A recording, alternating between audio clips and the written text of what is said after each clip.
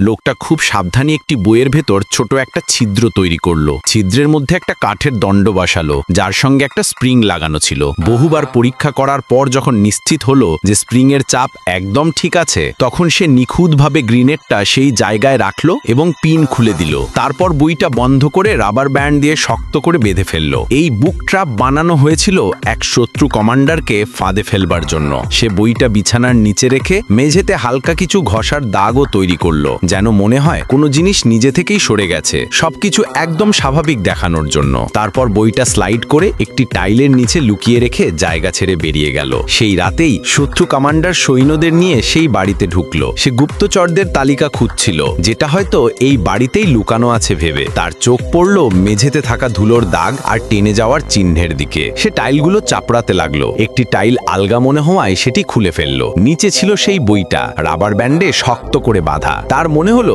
এই তো গুপ্তচরদের লিস্ট। আত্মতৃপ্তির হাসি নিয়ে সে বইটা খুললো, আর ঠিক সেই মুহূর্তে স্প্রিংটা ছিটকে উঠল। গ্রেনেডটা সোজা তার দিকেই ছুড়ে পড়লো। পাশে থাকা লোকটা সঙ্গে সঙ্গে দুইজন প্রহরীকে টেনে এনে নিজের ঢাল বানালো। কমান্ডারের কাছে ভাবারও সময় ছিল না। গ্রেনেডটা ফেটে গেল আর মুহূর্তের মধ্যে পুরো ঘরটা উড়ে গেল। কিন্তু যে লোক এই পুরো পরিকল্পনাটা করেছিল সে বেঁচে গেল। শেষ পর্যন্ত সেই শত্রু কমান্ডারের মৃত্যুর কারণও হয়ে গেল এই বইয়ের ফাঁদ।